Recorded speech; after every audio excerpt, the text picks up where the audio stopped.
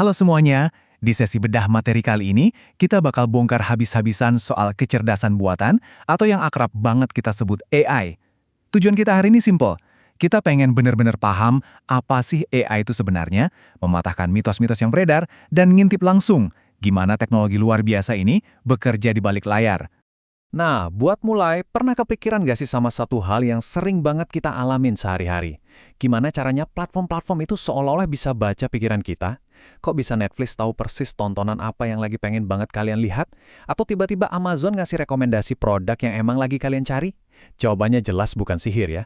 Itu semua hasil kerja sistem kompleks yang menganalisis data kalian secara real time. Biar terstruktur, kita akan membedah materi ini lewat 5 poin utama.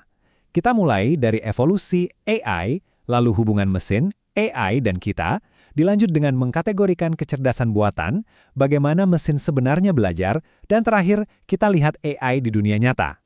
Tapi sebelum kita melompat ke sejarahnya, kita samain persepsi dulu yuk. AI itu pada dasarnya adalah kemampuan komputer atau mesin untuk berpikir, belajar, dan meniru perilaku kita sebagai manusia. Jadi, AI ini bukan cuma sekedar mesin yang dicolok terus nyala. Sama sekali nggak. AI ini dirancang buat menyimulasikan penalaran dan bahasa manusia lewat algoritma tingkat tinggi. Benar-benar sebuah lompatan raksasa dari komputer biasa yang kita kenal. Oke, masuk ke bagian pertama. Evolusi AI, alias misi kita untuk membuat mesin bisa berpikir.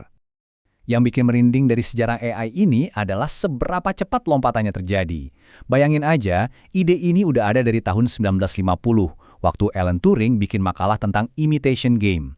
Terus, lompat ke tahun 1997, sistem Deep Blue milik IBM berhasil ngalahin juara dunia catur Garry Kasparov. Nggak berhenti di situ, tahun 2011 superkomputer Watson menang telak di kuis Jeopardy. Sampai puncaknya di 2017, sistem AlphaGo dari Google berhasil menundukkan KJ, si juara dunia permainan Go. Gila kan? Lanjut ke bagian 2, mesin, AI, dan kita. Di sini kita bakal bikin batasan yang jelas, biar nggak tertukar. Coba kita bandingin perbedaannya. Mesin biasa, kayak fitur pemeriksa ejaan bawaan di komputer kalian, itu sifatnya sangat kaku. Dia cuma menjalankan perintah yang udah ditanam di dalamnya, dan nggak bakal bisa jadi lebih pintar. Nah, beda ceritanya sama sistem AI kayak Grammarly. Sistem ini beneran menganalisis teks secara aktif, beradaptasi, dan pelan-pelan ngurangin tingkat kesalahannya makin sering dia pakai. Dia bener-bener belajar dari waktu ke waktu. Terus kalau AI diadu sama kita, manusia, menangan mana? Datanya ngasih lihat pola yang super menarik. Kalau urusan ngitung cepat yang super kompleks, AI itu rajanya. Kita kalah telak. Tapi tunggu dulu, manusia masih pegang kendali penuh di faktor manusia. Kreativitas, imajinasi, dan empati kita itu levelnya sangat tinggi. Sementara AI masih sangat rendah. Mesin cuma jago di fakta dan statistik, tapi mereka sama sekali nggak punya nuansa emosi manusia. Kita masuk ke bagian 3, mengkategorikan kecerdasan buatan. Ternyata, spektrum kecerdasan itu luas banget loh. Kalau kita lihat dari tingkat kemampuannya, satu hal yang wajib banget kalian tahu, semua AI yang ada di sekitar kita hari ini, mau itu Siri, Alexa, atau chatbot canggih, semuanya cuma masuk kategori Artificial Narrow Intelligence, alias AI sempit. Mereka cuma jago di satu tugas spesifik aja. Buat general AI yang bisa mikir logis lintas disiplin ilmu, kayak manusia, apalagi super AI yang bakal melampaui kemampuan otak kita, wah, kata para ahli sih itu masih butuh waktu berpuluh-puluh tahun lagi buat kejadian. Kita juga bisa membaginya dari sisi fungsi, paling bawah ada mesin reaktif, kayak Deep Blue, yang murni main catur aja. Naik tingkat sedikit ada AI memori terbatas, yang udah bisa pakai data masa lalu buat bikin prediksi. Nah, tingkat ketiga dan keempat ini yang masih fiksi ilmiah, teori pikiran yang bisa paham emosi kita, sampai AI yang punya kesadaran diri absolut.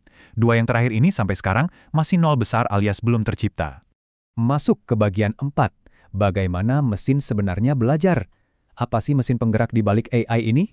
Coba bayangin ini kayak boneka Rusia, Matryoshka, yang bersarang satu di dalam yang lain. Visualisasi ini kunci banget buat paham mekanismenya. Jadi, deep learning itu ada di dalam machine learning, dan machine learning itu sendiri adalah inti utama yang membentuk apa yang kita panggil kecerdasan buatan. Yuk kita bahas si lapisan tengahnya dulu, machine learning.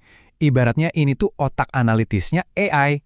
Ini adalah teknik di mana komputer dikasih tumpukan data mentah, terus dia sendiri yang nyortir, ngatur, dan nyari pola-pola tersembunyi.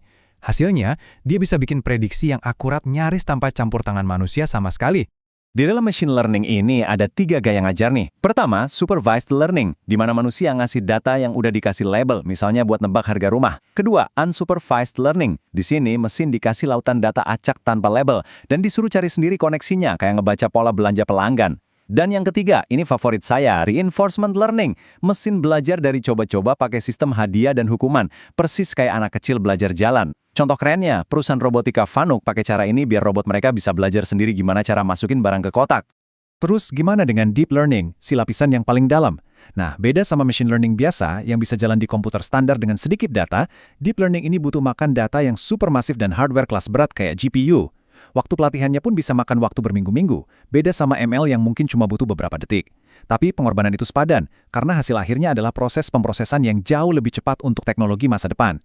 Sampai juga kita di bagian kelima, AI di dunia nyata.